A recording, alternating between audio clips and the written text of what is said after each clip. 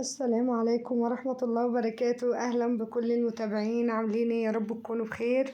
اللهم صل وسلم وبارك على سيدنا محمد. معاكم نورة من قناة يوميات وأكلات نورة. إن شاء الله النهاردة هنبتدي فيديو جديد وهنعمل كبسة بالفراخ. إن شاء الله تكون شبه الطريقة الأصلية بالظبط، والطريقة تعجبكم وتنور رضاكم. ويلا بينا كده نبتدي الفيديو ونشوف هنحتاج ايه عشان نشوف النتيجة. ما شاء الله ما شاء الله، ربنا يبارك وربنا يحسن ما بين ايديكم، والف هنا وشفاء للي اكل. ونشوف بقى عايزين ايه او هنشتغل بايه. اول حاجة خالص انا جبت حلة كده وحطيتها على النار، وحطيت فيها معلقتين زيت ومعلقتين او معلقة كبيرة كده من السمنة، ونزلت عليها ببصلة متقطعة صغير او بصلة مبشورة على حسب ما انتي عايزة. انا مقطعاها كده بصل صغير مفروم يعني، وهشوحها كده تشويحة كده لحد ما تدبل.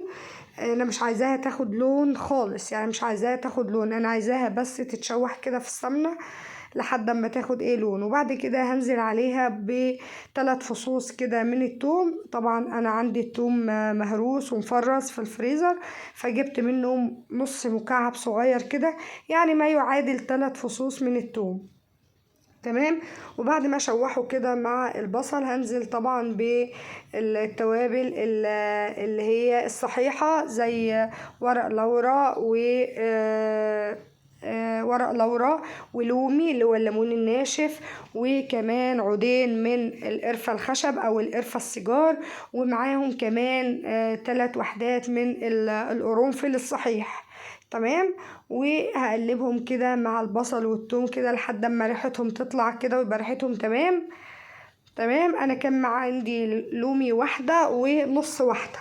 تمام. وورق لورا والقرنفل الصحيح اللي هو اللهم صل على النبي، القرفة اللي هي الخشب او القرفة السيجار او العيدان. بعد كده هنزل بالتوابل البودر، واللي هتكون عبارة عن معلقة من نص معلقة من الكركم، ونص معلقة من الكاري، وكمان نص معلقة من البابريكا، ومعايا كمان معلقة من الفلفل. وهننزل بيهم، ودي طبعا البهارات اللي هي البودر. تمام. وبعد ما ياخدوا تشويحة كده على النار هنزل بقى بقطع الفراخ اللي مغسولة ومتنضفة ومتصفية كويس جدا من المية اللي فيها. بعد كده هنزل بيها على الخليط او الخلطة اللي احنا عملناها دي، واسيبها تاخد صدمة من الجهتين زي ما احنا شايفين كده. انا سايباها ومعلية النار عشان تشرب من البهارات وتاخد صدمة من الجهة الاولى. وبعد كده بعد ما خدت الصدمة وشبعت كده من التتبيلة هنبتدي نقلبها على الجهة التانية برضو لحد ما تاخد التتبيلة التمام، او تاخد الصدمة وتاخد لون كده حلو. شايفين ابتدى لونها كده ياخد لون حلو جدا.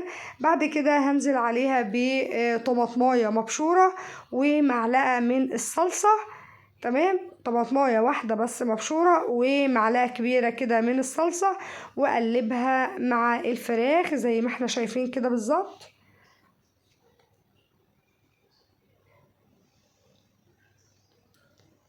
وبعد كده طبعا هنزل عليهم بمية سخنة او مية مغلية، الشوربة اللي هتكفي لعمل الرز. يعني لو انا هعمل مثلا نص كيلو من الرز او مثلا كوبايتين، هحط 4 كوبايات من الشوربة.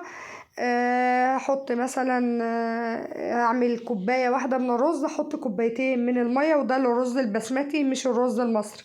بعد كده انا طبعا حطيت الملح وكده. لما خلاص اللحمة بدأت تغلي وكده ودخلت في سوا، هي خلاص كده تمام استوت. تمام. وبقت زي الفل. هطلعها بقى من الشوربة عشان نعمل الرز الكبسة في الشوربة الموجودة. وطبعا انا كنت عاملة حسابي ان الشوربة دي ما يعادل حوالي 4 كوبايات من الشوربة، هحط عليهم كوبايتين من الرز. تمام. من الرز البسمتي المغسول. كنت غسلاه ونقعاه حوالي ربع ساعة. ودلوقتي طبعا انا كنت عايزة قبل ما احط الرز كنت عايزة شوية من الدهن اللي طالع على وش الشوربة عشان ندهن بيه الفراخ. فانا جبت معلقتين من الصلصة وشلت شوية من الوش اللي هو الدهون اللي طالعة على وش الشوربة بتاع الفراخ، وحطيت منها على المعلقتين الصلصة. تمام. ودلوقتي انا طبعا بزود الشوربة نص معلقة كمان من الكركم، وعندي بودرة زعفران هزود بيها برضه، احط سنة كده بسيطة على طرف المعلقة عشان تعزز اللون. طيب لو ما عنديش اهو يعني سنة بسيطة كده على طرف المعلقة الصغيرة عشان تعزز معايا اللون وتدينا اللون الحلو ده اللي هو اللون الكاري، اللون الجميل الاصفر الجميل ده. لو ما عندناش طبعا بودرة زعفران هنكتفي بالكركم والكاري، الكاري والكركم. تمام. بودرة الزعفران بس بتعزز اللون وما بنضطرش نحط كركم كتير عشان بس طعمه ما يبقاش باين قوي في الرز. وبعد كده طبعا هنزل بكوبايتين الرز المغسول. وطبعا كمية الشوربة كتيرة طبعا لأن الرز البسمتي قلنا الكوبايتين الرز بياخدوا 4 كوبايات من الشوربة أو من المية يعني.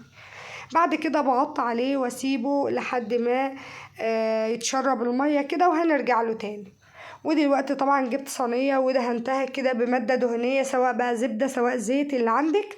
والصلصة معلقتين الصلصة اللي انا اخدتهم وحطيت عليهم معلقتين من الدهون اللي على الشوربة، وحطيت عليهم شوية ملح صغيرين ذرة ملح، وحطيت عليهم ربع معلقة من الفلفل وقلبتهم كويس جدا. ودلوقتي برص الفراخ في الصينية على المادة الدهنية وهبتدي ادهنهم بالخلطة اللي انا عملتها.